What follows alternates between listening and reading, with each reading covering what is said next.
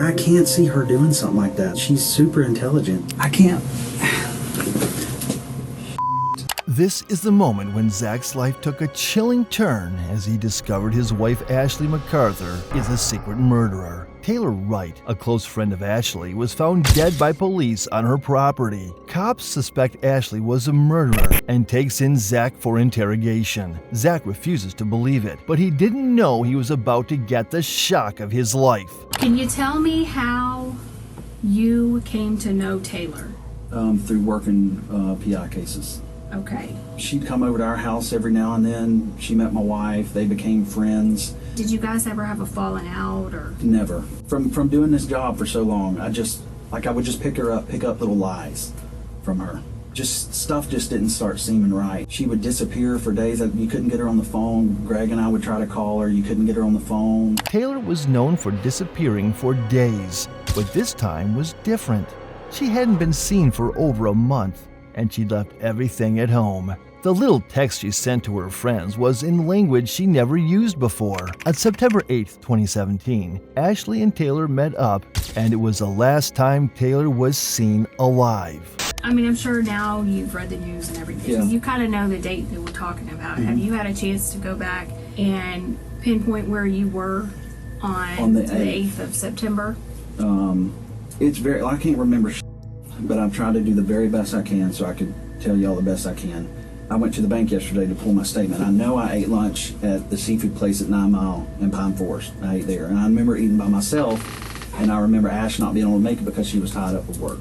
Zach attempts to recount what he was doing the 8th of September. His alibi appears solid as he used his debit card for a local food purchase. What's intriguing is that he mentioned he was alone as his wife was busy at work, unaware that Ashley is the main suspect. The detectives are now trying to uncover Zach's involvement in the murder and turn him against his own wife. Do you know anything about this money that Taylor had given you all? No, absolutely not. She's never given me anything. I've never got anything from that. No. Okay. Do you know anything about your finances? No, to be honest. I give her when I work a case or and I got a settlement from my attorney, I hand it straight to Ash. She takes care of everything. Before Taylor's death, she withdrew $34,000 to give to Ashley for safekeeping, as she was going through a divorce and wanted the money safe and away from her own bank account. Ashley was supposed to keep the money safe for Taylor, but instead, she put it into her own account and spent all of it. Consequently, the only time Taylor asked for the money was on the 8th of September. Zach seems like an honest and very caring person who obviously trusted his wife. He's been incredibly calm so far, and it seems like he is completely innocent. But to eliminate all possibilities, the detectives gather to discuss the location of the body. The property up on Britt Road, Mm-hmm. and that's owned by her aunt and uncle. Mm-hmm. Have you ever been out there? Yeah. When's the last time you think you were out there? The last time I went out there is when I traded my four-wheeler for a side-by-side. And that's the last time I've been. Before that, I couldn't tell you. When was that? A couple months back. Your phone number, the 554 number, do you always keep that on you? Yeah, I reckon. Do you ever loan it out to anybody? No. Do you remember Ashley ever using it, taking it with her? No. Never. Phone records usually play a huge part in solving crimes, and this case is no exception. Not only did it show Ashley on the location Taylor was found dead at, but it also showed Taylor's phone at a wedding Ashley attended the very next day. But Taylor was never seen at the wedding or anywhere else after the 8th of September. Zach still doesn't know how much evidence the detectives have against his wife. All he's been doing is providing answers that'll hopefully solve the case. The cops decide to question him about some more physical evidence. Do you know how Taylor died? Ackerman told me that the girl was shot, and he heard that from Mulchan. Did he elaborate on anything else? He just said that they thought the girl was shot. Okay. Did you ever buy Ashley a gun or anything of that nature? Man, over the years, yeah. Yeah. I bought her a 380 one time. What kind? PPK. Okay. Did you kill or participate in the death Absolutely of? not. I would Let him never. finish this question. Okay. Go ahead. Did you kill or participate, or do you have any knowledge? Zero, Jason. Absolutely none. Zach's body language confirms that he has been extremely comfortable up to this point.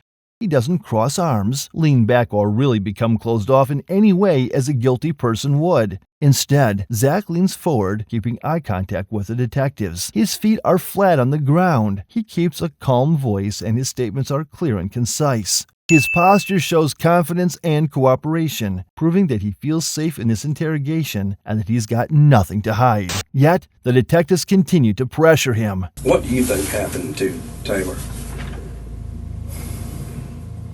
I couldn't tell you, Jason. I mean, I don't know. I don't know. Well, and not just being involved in the actual murder, but as far as, afterwards. Helping conceal. If any person in this world was like, hey, Zach, come help me do something, I would run from that mother as fast as I could.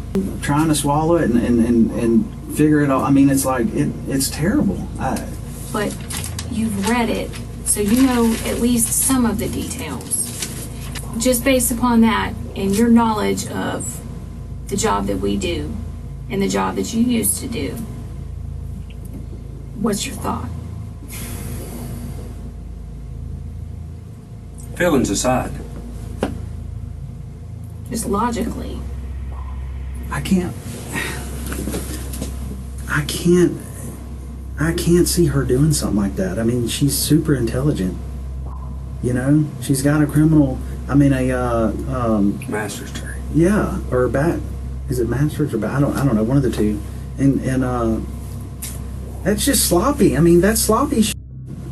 I can't see her doing that. There's a lot going on in Zach's head right now. Obviously, he doesn't want to believe his wife killed someone, but all the evidence against his wife has to convince him otherwise. Besides the evidence from the cell phone records and the bank statements, Ashley was even caught on security cameras at his store purchasing the exact same type of cement that was used to fill Taylor's grave. We, the jury, find the defendant, Ashley MacArthur, guilty of first-degree premeditated murder with a firearm as charged in the indictment.